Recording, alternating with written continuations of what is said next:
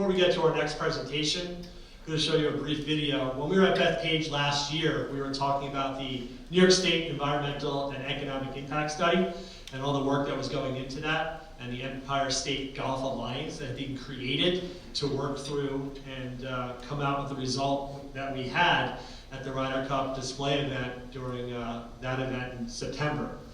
So a lot has transpired since we discussed it last March, and now we have an actual Empire State Golf Alliance with groups participating with marketing materials. You'll hear a little bit more about that in the next 15 minutes during the presentation, but wanted to share this video just to show you, for those that are in the state of New York, all the great things that are being done in the golf industry, whether it's on the superintendent side, the back end side, clubhouse side. There's so much, and the NGA's mission is to advance, champion, and invest, and that's what we're really trying to do with this Empire State Golf Alliance, and among many other things. But without further ado, I will share this video with you. This place, where the city never sleeps and the countryside still whispers, where early risers beat the sun and nature breathes before the world stirs. This is New York, home to 1.6 million golfers across the Empire State, from the Finger Lakes to the Catskills. Where over 800 golf courses protect 103,000 acres of green space, cooling cities, preserving habitat, connecting people with nature. Golf isn't just a game, it's part of the fabric of life. From the Adirondacks to the shores of Long Island, golf brings together neighbors, families, and communities. The impact reaches far beyond the course. Golf fuels 89,000 jobs, supports small businesses, and generates nearly $13 billion in statewide economic activity. In 2023, golf contributed to more than 14,000 events, raising $267 million for New York charities, and $1.7 billion in golf tourism, bringing the world to the Empire State. It's more than a game. 300 golf-related associations across the state are connecting with communities, fueling wellness, teaching life skills, and creating memories for generations. New York is a destination for the game's biggest moments, hosting 20 US Opens, 13 PGA Championships, and the Ryder Cup, bringing global and local impacts. Behind every course is a commitment to stewardship. Green infrastructure cleans stormwater and reduces flooding, while courses divert 37% of waste from landfills through recycling and composting. New York golf courses embrace sustainability, using less than half of 1% of the state's annual water consumption through science-based best management practices, like soil moisture meters, weather stations, and irrigation monitoring. Where pollinators thrive, wetlands are protected, and wildlife lives among 38,000 acres of forests and native areas. This land, this industry, these moments, they matter. Because when golf gives back to nature, to people, to New York, it gives back to all of us. Economic strength, environmental stewardship, community impact. New York Golf. So a really nice video just kind of showcasing all the things that everyone in this room is really trying to do to promote the game of golf within the state. And I'd like to invite up our presenter, Tom Kaplun. I've gotten to know him a lot over the last several years, whether it's in Albany, advocating for the golf industry. There is a lot of passionate people out there, and he's probably one of the best. So Tom, please come up and let's talk to the group about what's going on at the Empire State Golf Alliance. Thank you.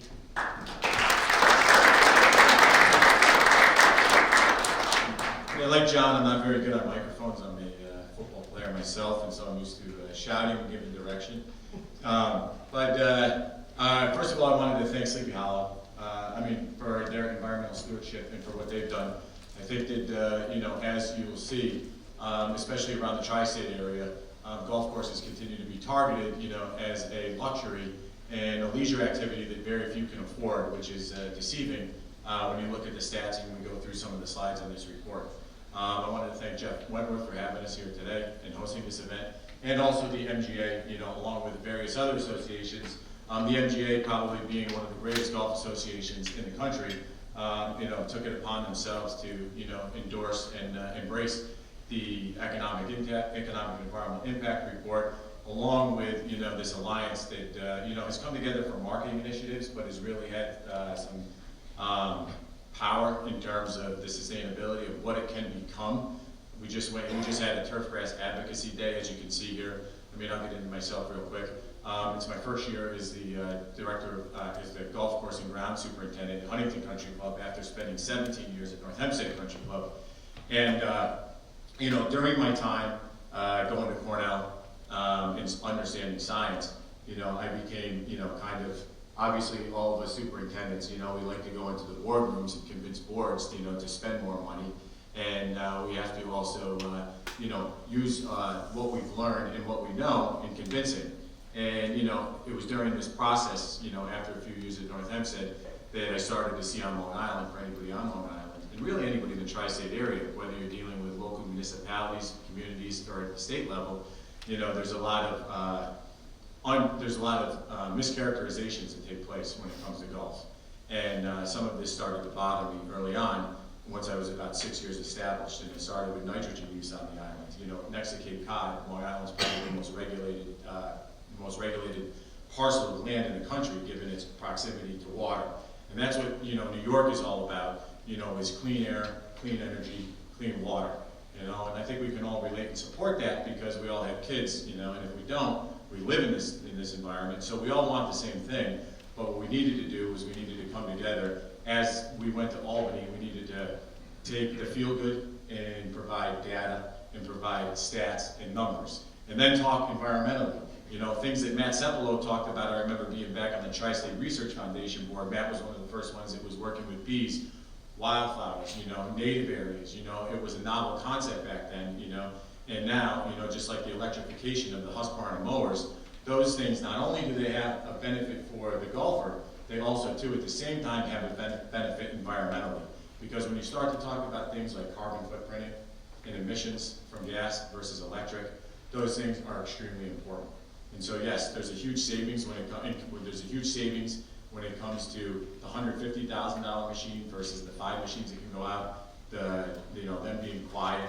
You know, but there's also a huge environmental impact. And I think that's often overlooked in what we do out on the golf course. And so, you know, that was really what we identified back in 2023 when I first started here. Let me just get to here. Okay, so I'm going to get right into it. I apologize. I didn't bring my phone up here. I normally keep my timer pretty disciplined. So, Kev, just give me a thumbs up, okay, if I don't get through everything.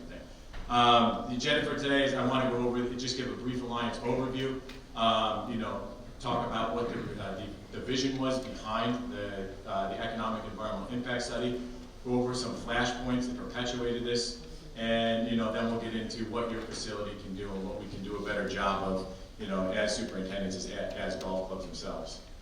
The Alliance was formed as a partnership, you know, between a number of associations. You know, it started, and thank you to Mike McCall and the New York Golf Foundation. They took an idea that we had back in 2023 when we met with GCSAA, the Golf Course Superintendents Association of America, and, you know, Mike and the New York Golf Foundation took on this, the funding and actual running of the study in partnership with Radius Sports Group. And Radius Sports Group is a sustainability consulting and data analytic company.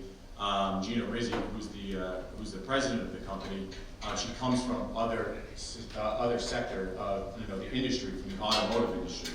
So she brings that experience into golf, and it really sets her apart in terms of what she can do when she talks about sustainability and when she talks about the environment.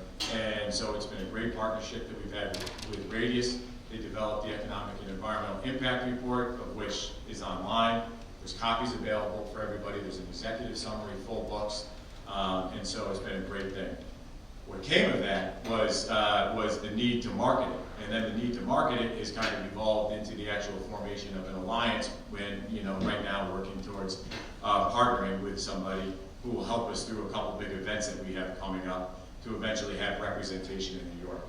Because if, for anybody that doesn't understand what takes place in New York, golf courses get lumped in with homeowners and landscapers. And the problem with that is when legislation goes into Albany and the legislation comes out, that legislation does a tremendous injustice to what we do on the golf course, right? You know, we are a large economic driver. New York hosts more major events than any other place in the country.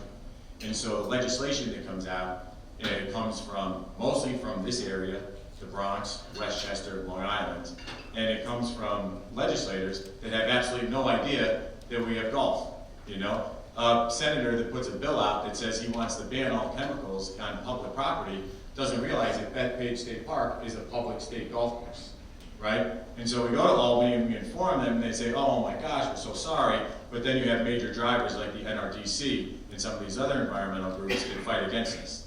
And the narrative of not working with them and figuring out how to work with them is demonstrated by John, you know, and some of the environmental groups in these areas, you know, are something that's becoming very important. You know, you have to learn to work with people, you know, versus continuing to combat them. We used to call it a lobby day, it's now called an advocacy day. You know, so the paradigms change, the narrative changes. You know, the vision for the Golf Impact Report was to reinforce golf in New York as an indispensable asset and vital component of New York's economic, environmental, and social fabric. Again, you go up and talk to somebody, it's like when we go into our boardrooms. You know, you talk to the boardroom about how great the machine can do, what it can do, how it's going to improve everything. The bottom line is it comes down to dollars and cents, right? You know, how much it costs and, you know, what the performance is going to be. And as we went to Albany, we were dealing with stats that were from 2007. And in 2019 and 2020, you know, it's kind of like using an old Apple computer with a floppy disk. You know, that does not cut it. So, you know, the funding that came through really drove the study that took place in the winter of 24 into 2025. And then the release of that obviously took place at the Ryder Cup. These were some of the pressing issues that we started to see around the country that are currently taking place. You know, flashpoints, as we like to term them. California probably being one of the most progressive states when it comes to going after, you know, green space. It's unfortunate, you know, they just don't, you know, I think the narrative is starting to change, but golf is still looked as an amenity. You know, it's looked as something that people can do that have money. It's not perceived as something that can be very beneficial. I think that narrative changed during COVID when people were allowed to play golf and people started to see the health benefits that came from it, not only from a walking standpoint, but also from a mental standpoint. You know, and so that uptick in the number of golfers that were playing, the younger generation of golfers that were playing, is very much reflected, you know, in some of the programs that are taking place nowadays. And, you know, the key is to continue to address these concerns. You know, California, very aggressive on their climate change, right? New York is too.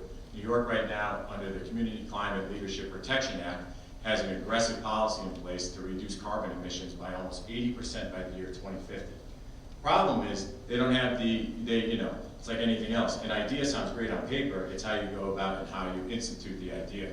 You know, simply to go through and to say that we're gonna make everything in New York State electric by 2050 means that every single power grid around the state needs to be updated. And we already have issues taking place around, you know, you turn on the news and you look in New York City, how many of these e-bikes are starting on fire?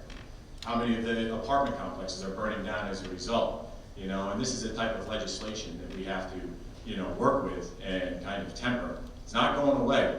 You know, the autonomous mowers, we went to the GCSAA conference this year. I bet if we put this survey back out, you know, the fairway mowers, the triplexes, the things that aren't autonomous probably will be autonomous within the next 10 years. And so those are things that we have to be concerned with. And here in New York State, you know, we're looking at a mayoral candidate, you know, that ran. Thankfully he didn't win. He might be better than the guy that's there now. I don't know.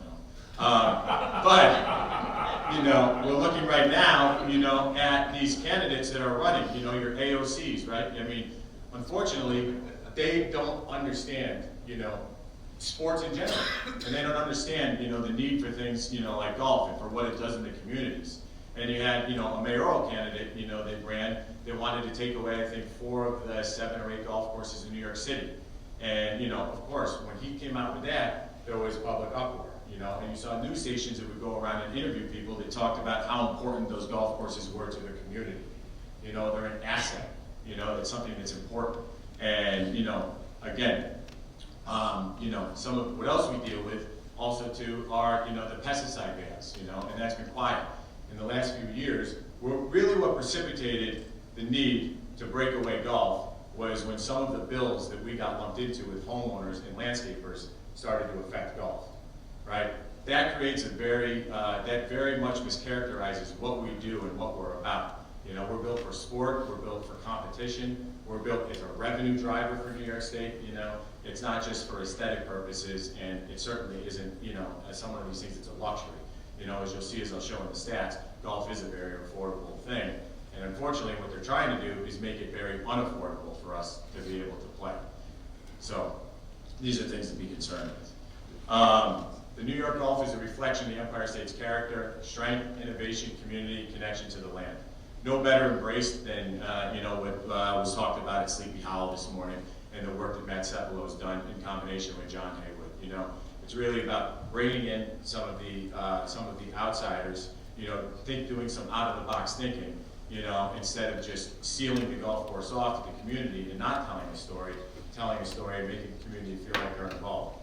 Yes, the golf course might be for the privileged few who can afford to be members there, but there are things we can do within the community, whether it be field trips, whether it be bringing in, your environmental groups and showing them your updated maintenance facility. Things like that can take a lot of pressure off, and be very beneficial. Again, the study that we did, it started in 2023. Thanks to Kevin, Brian Mahoney, and the Metropolitan PGA and the New York State Turfgrass Association. The study was launched at the Ryder Cup event in 2025. We had a great day there. I don't know how many people, anybody was there, but there were over 20 legislators there, which was big. You have to bring legislators into the events. Especially the ones that gravitate towards golf. And then you also have to bring the legislators to these events, the ones that sit on the other side of the table. It's easy, everybody that's red, is usually, in favor. Jobs, small government, courses, people govern themselves, right? And, when we go to Albany and we meet, it's easy to get in the rooms with them. It's very tough to get in the rooms with the people around here. And that narrative has started to change. And I think it was reflected in what we did last week when we went up for our Turfgrass Advocacy Day with the New York State Turfgrass Association. To get into a few of the stats, the golf generates $12.9 billion, in the economy per year in New York State, which is a huge number. It surpasses the combined impact of New York industries such as horse racing, craft beverages, and all Yankee home games. When you combine that total on a per year basis. It supports over 90,000 jobs, and I think that's the most important thing. And then, there's almost $3.8 billion in wages that are generated from golf in New York State. There's a $6.9 billion direct impact, and 1 point on local New York taxes. So this is real, these are real numbers, we're talking billions of dollars. The tourism industry in New York State is $41 billion, right? Golf ties into that tremendously. You have people from all over the country that come to play Bethpage, people that come to play some of the most marquee golf courses. And you have a tremendous number of golf courses, like I said, that host, big time events. The Ryder Cup at Bethpage, this year Shinnecock.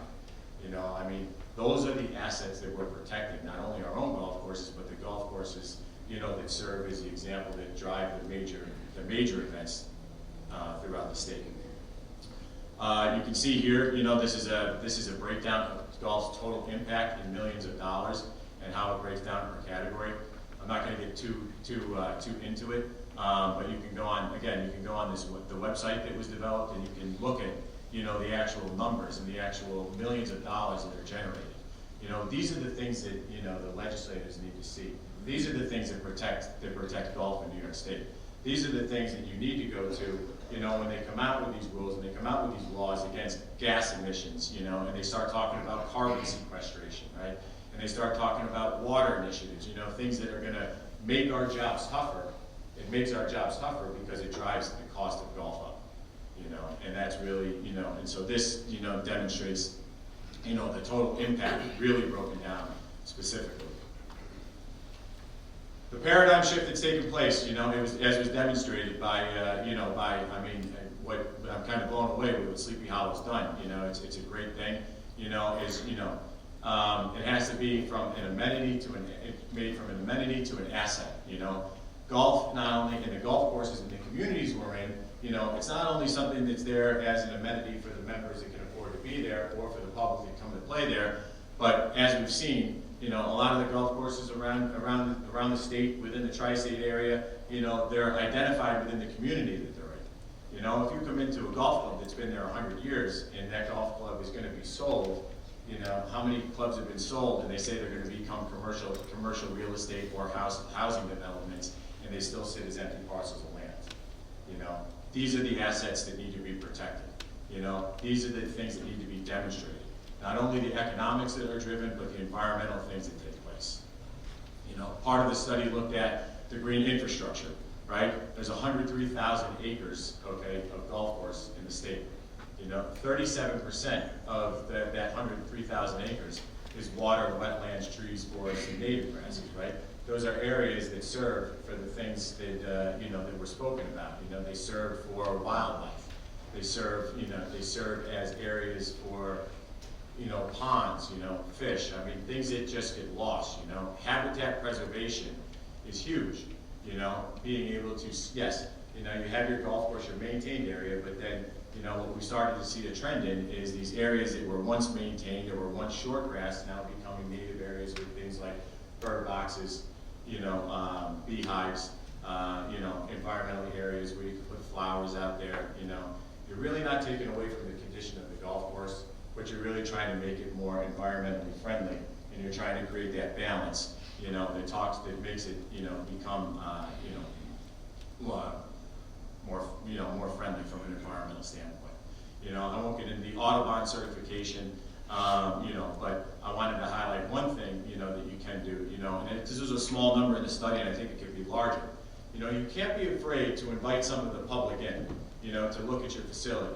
You know, at North Hempstead, I was able, probably one of the most rewarding experiences I had, and the one thing I didn't do is, you know, I did field trips with high schools, you know, and I would bring them in, and each year it got to be a little bit better as we refined the process.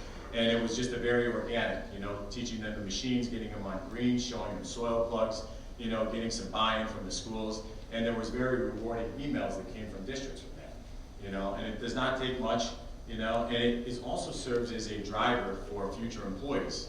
Somebody comes out on a golf course and realizes they can work on a golf course, and then all of a sudden you have 3 to 4 people that want to work there during the summer. You know, that was one of the great benefits. The mistake I made was I never invited any legislators. You know, and if you do that, invite one of your legislators from around the town. They love coming and taking pictures, right? And the other thing that legislators love to do is they love to have their fundraisers out on the golf course, right? So the same people that are fighting against us are the ones having their fundraisers on the golf course, and the only stat that you could look all over for that you'll never find is the number of legislators that have fundraisers on golf courses, because I bet the number's pretty huge. When you look at the New York, when you look at a breakdown of the number of courses around the state, you'll find 42% of the golf courses, of the 833 golf courses, you know, come from this area. You know, so I mean that's a large number. You know, that's close to probably 350 golf courses. Okay, just segregated, you know, around the Hudson Valley, Westchester, Long Island area. You know, so that's why a lot of the legislation is driven down here around the state, and in particular on Long Island. You know, it serves as a hotbed for the rest of the state. When you talk about golf, you know, you also have to talk about what the environment does as compared to hardscapes, right? And so you're talking about New York City, obviously the largest city in the world, being a perfect example. You know, you talk about the green infrastructure, what the environment actually does, the cooling effect that takes place at a golf course has, as compared to impervious areas. You know, you have, again, I'll just use, you know, AOC as a perfect example. You know, she would like nothing more than to come into the city golf courses and take the city golf courses over and put in housing, right? There's no thought given, you know, to what that's going to do to the environment, to what it's going to do to the kids that are going to lose the green space, that are going to lose the parks and the golf courses that they can go do some of these wonderful programs on. You know, but this is what we're dealing with, and these are the legislators that we continue to deal with, And this is why we really, needed to identify, an alliance that could come together, that could do something to start to be watchdogs for us in New York State. And again, people underestimate, the health impact that golf has on the state. I think COVID did a very good job of this, and I think that's why there's continued to be an uptick, and that's why the kids love coming for field trips. It's a chance to get out of the classroom for 2 to 3 hours, right? Golf, 5 miles of walking. 2 to 3 miles of walking out of a park. I don't know if I agree with that based on how I see some members drive, but I mean that's what this, the stat shows, And again, there's improved cognition, and enhanced mood, I mean, unless you miss the putt on the 18th hole and you lost your Nassau, most people come off the golf courses and are very, and are very pleased, Most, Superintendents might argue different based on how the course plays. Again, the data, data is analytics. It's like anything else, right? We sit here now and we're coming into a time where, we really start to manage our turf. It's almost like a precision turf management program that a lot of us take. And that's the same thing, that's taking place, on the golf courses, We need to prepare the membership. We need to prepare everybody around the game of golf with numbers, numbers not only economically, but numbers environmentally. And, this is where we build those partnerships. Again, Sleepy Hollow was a great segue into this, bringing, community environmental groups in to look at your golf course, to go over things. Of course, we're still going to be smart about how we do things, but if you have a new turf maintenance facility, if you have a new washdown station, if you have some of these, the solar panels, if you have some of the, the environmental, the green stuff, right? That's what legislators want to see. That's what the community want to see. That's what keeps the golf course going for the next 50 to 100 years. That's what takes the pressure off. Okay, something else that's become very big, right, is, these uses of best management practices, okay? Best management practices have become, it's really a way of self-governance, right? And some of these things were already spoken about, but by region, we looked at best management practices, right? And that is really using guidelines based on science, okay? Taking those scientific things and applying them out on the golf course. Okay, and so we looked at this in the study, to find how important it was. And really the 3 things that are identified are really the 2 things, right? Where it comes down to is it comes down to water use, okay, and then nutrient management, okay? And if we took it even further out, we would probably say now that electrification is becoming one of the most hot pressing topics going too, due to the emissions and due to what is driving, changes throughout the state. Again, one of the biggest misconceptions ever, one of the biggest misconceptions around the state when it comes to water use is talking about how much water golf courses use, right? We're on Long Island, most of the golf courses, if they don't buy city water, okay, they're pulling water from wells. And those well numbers and the well permits that we have to go get are not based on science. They're based on data from back when the wells were first put in. They don't take into account the way courses are managed, And so, as you can see here, only 0.5% of the annual water consumption comes off golf courses, And for that, you can look at the acre foot, right, generated is $182,000. 78% of golf courses, self-supply their water, 4% is reclaimed, For anybody that doesn't know, reclaimed water is becoming much more of a hot button topic, but there's a huge public perception that comes with reclaimed water that would have to be defeated for that to actually happen. On Long Island, there's been a number of groups that have looked into actually taking the wastewater that comes out of, that comes back to the treatment plants, piping that back out to places that can use it, to golf courses. I mean, it sounds like a great idea, so we're not pulling from the aquifers below. The issue is, the public perception, and how much water are we going to take in? You go and you play courses in Arizona, you play courses in Florida, courses in Nevada and California, we're, pumping anywhere from 25 to 30 million gallons of water a year. These golf courses are pumping 70 to 80 million gallons a year, and then you might have to take in a certain number of million gallons of water a year, from the town, from the county, right? So it's almost, it's a double-edged sword. Would we like to take water for free? Sure, but do we want to take so much water that we end up having to put water out to keep the ponds low? You know, there's a lot of hoops that need to be worked through to get to that point. But it is something that continues to be talked about. Again, when it comes down to the best management practices and to water conservation BMPs, you know, there's a lot of this that's already taking place out on the golf course. You know, I heard something about, you know, clippings and what do we do with the clippings? You know, I mean, one of the worst things we can do with the clippings nowadays is to collect them and just dump them somewhere. You know, a lot of the technology that's out there now and the mowing equipment has become much better at self-mulching back into the ground. You know, that's something that's very large. Any bill that comes out, anything that when a legislator talks about, they're always talking about, oh, well, we want you to cut, but we want you to leave the clippings in place. You know, and there's a number of ways that those clippings can be reduced. And, you know, this is highlighted in the study in terms of what superintendents are actually doing, you know.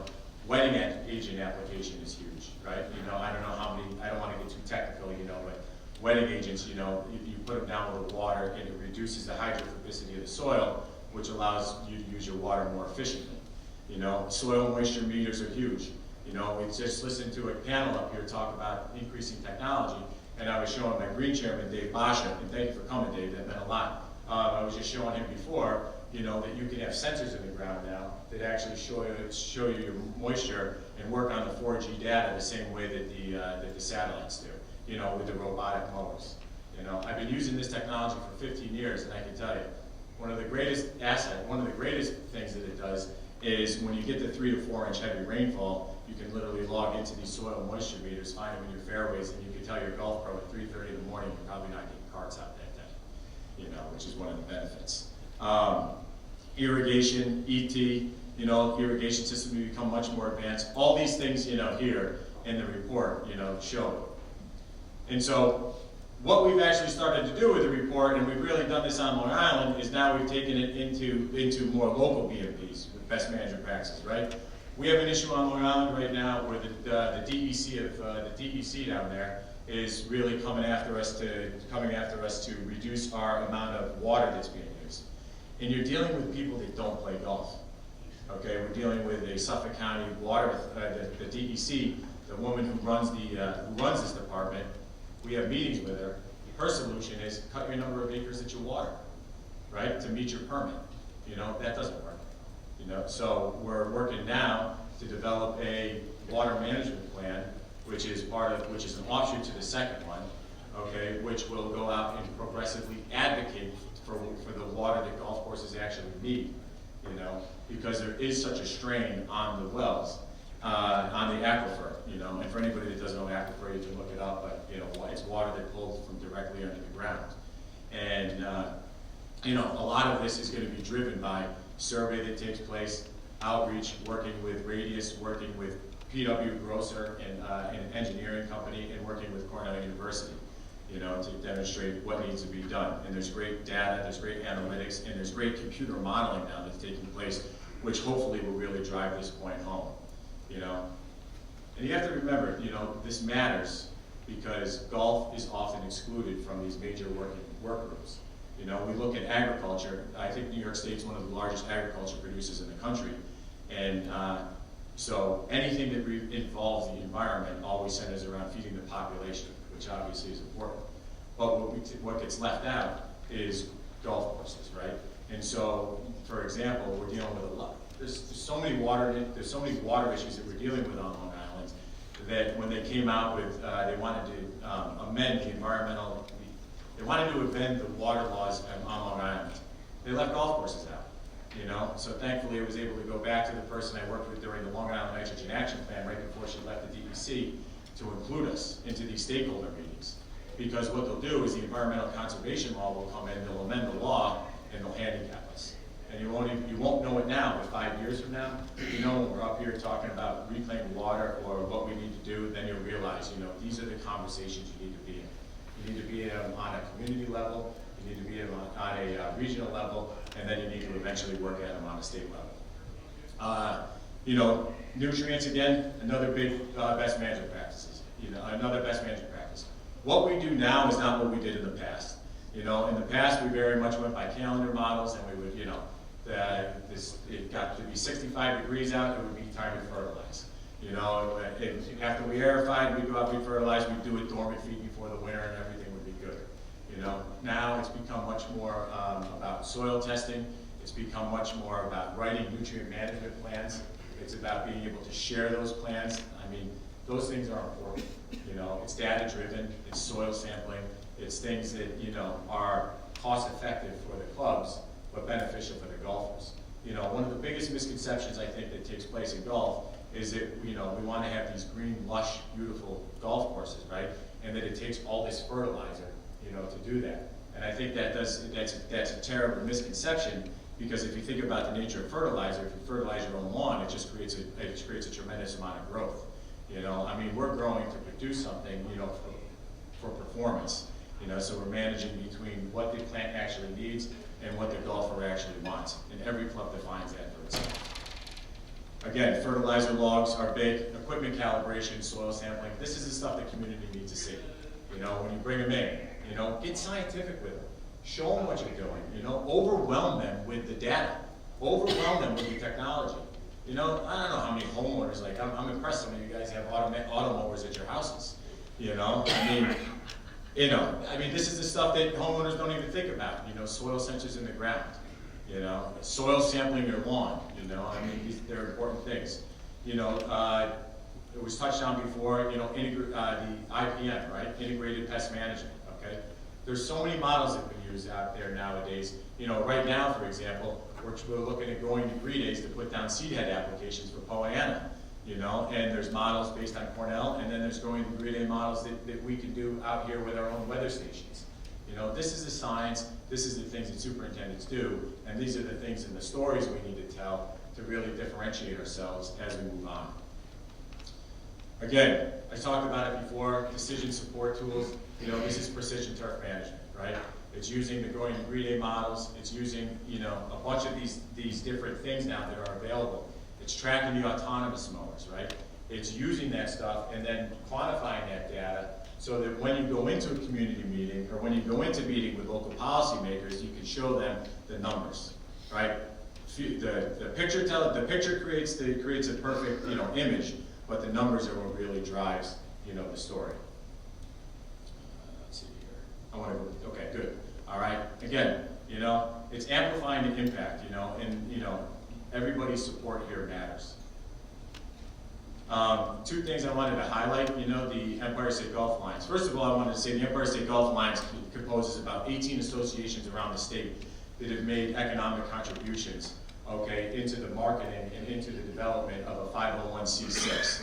And we're working through an agreement with a lobbyist that will actually, you know, help us throughout the state take on some of these initiatives. Governor Kathy Hochul actually took to the designation of a New York Golf Day, which has been done in other states. That's going to be May 13th up in Albany. You know, and it will have resolutions that are read by the New York State Assembly and the New York State Senate. And we have a state assemblywoman, Amanda Septimo from the Lower Bronx, who's on the Environmental Conservation Committee. She will be reading the proclamation, and you know, that's significant for golf. Right? It's very rare that you get somebody that is, you know, that aligns with the Democrat, you know, as a Democrat that will cross the bridge, but, you know, she's an avid golfer, and we're looking for a state senator. And these are the things that we need to do. These are the things that are done on a national level, and these are the things that need to be done on a state level to protect the golf courses in New York State. And then again, on May 14th, we'll be doing 2 walk and talks throughout the course of the season, and these will really be club-wide, you know, with a heavy focus on the golf course, okay? And the first one will be at Mohawk Golf Club up in Albany, and then the second one will be at Fresh Meadow. And, you know, again, it's going to demonstrate everything that a golf course does and everything that you can have out on the golf course. It's not just related to the golf course itself, it's related to the food and beverage. Because the Alliance in the study, you know, came from, you know, the golf associations, the club managers associations, the golf course owners association, the superintendents associations, and all those that came together. Apologize if I excluded anybody, and even industry, right? It's everybody coming together to work to protect the game, you know, which is very important. And again, you know, this really sums it up well. You know, you have to put your facility at the center you know, and then work from the inside out. You know, you have to work with the non-government organizations, you have to work with your members. You know, Adam spoke about communication. Communication's huge. One thing I'll say about communication before wrapping up, am I doing okay on time, Jeff? Yeah, okay. Just one thing I wanted to say about one thing about communication, sorry, yes, was, you know, communication is important, right? Be smart about your communication, okay? If you're gonna go out and I like to use social media personally, right? But I will never take what I do or what I'm doing at the club and put it in a negative light. Avoid things like, if you're cutting down a tree, don't broadcast the tree. If you're putting fertilizers out, or you're spraying, keep that stuff off social media. It's only gonna hurt us. Put the positive stuff out there. Yes. Say never post a picture of your sprayer in a pond. That's right. I do it all the Yeah, time. no. Do it. Post a picture of a fish jumping out of the pond, you know, don't post a spray in the pond. But yeah, you know, these are all important things. Again, the report's available, you know, online. You know, I wanted to thank the MGA again. And, you know, I just wanted to say in closing, you know, it's a great honor, you know, to come together. This has really been, you know, a 10-year initiative that's taken place, and we will be winning I believe the Champions Award. The Alliance has won it, and we'll be going to Washington, D.C. on May 7th to accept that award from the National Golf Course Owners Association of America. So, yeah, thank you.